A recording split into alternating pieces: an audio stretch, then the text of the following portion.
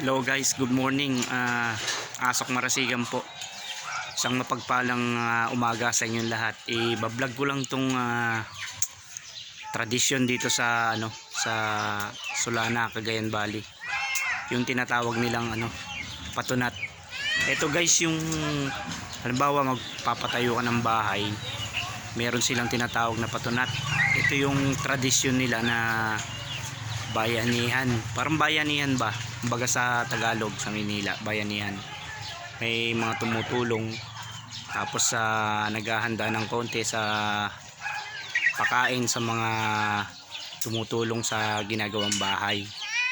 So guys, i-vlog ko lang mga lods, mga kaibigan, kamag-anak, kumpare, kumare, sa lahat. I-share ko lang sa inyo lahat yung tradisyon nila dito sa Cagayan Valley, Solana. Tinatawag na patunat. Okay. So, pakita ko sa inyo, medyo nagluto-luto kami rito ng ilang putahe para sa tinatawag na patunat. Ayan, nakasalang. Ito yung ating chief cook mason. Bayo ko yan. Kuya Roger. Yan, nagluluto. Ayan, luluto tayo rito. Dobong manok. Ito sinabawan.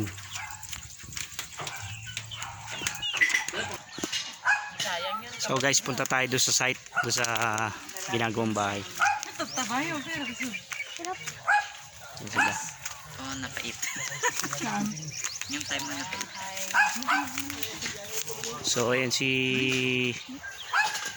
Lola, nagpe-prepare ng gamit para sa, may tinatawag sila dito yung padasal, kumbaga sa dadasalan yung ginagawang bahay.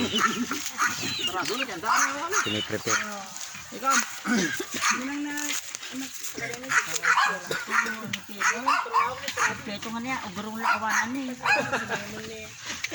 So guys, nire-ready yung yung gagamitin sa pagdadasal. Dalawa yan,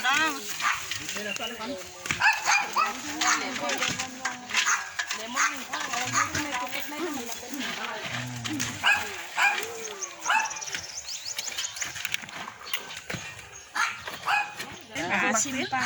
Ito ka ni Jerry doon Mari pwede magtalong nyo. Bawal. Hindi, bawal yun. Arga. Ito ka mami. Yan. Ayaw, gusto na yung lola. So guys, nire-ready ni Lola yung mga gagamitin sa pagdarasal sa tradisyon nila dito sa Solana, Cagayan Valley. Tinatawag na patunat. Lola, ano ba yung tinatawag niyong rito, Lola? Patunat. Oh, patunat. Para sa kaalaman ng mga Tagalog, ano po ba yung tinatawag natin na patunat dito sa inyong lugar, Solana? Mapatunat sa amin. Mapatunat. Opo, anong pong ibig sabihin niya sa Tagalog po? Ay, hindi ko alam man Tagalog. Kasi talagang solid na taga rito si Lola sa Solana, kaya medyo sa Tagalog guys. Ito, tayo na ibang ma-interview. Guys, paano ba? Explain lang natin yung sa kaalaman ng mga lodi natin na ano ba yung ibig sabihin ng patunat sa Tagalog? Kabahay. Oh, ano yan?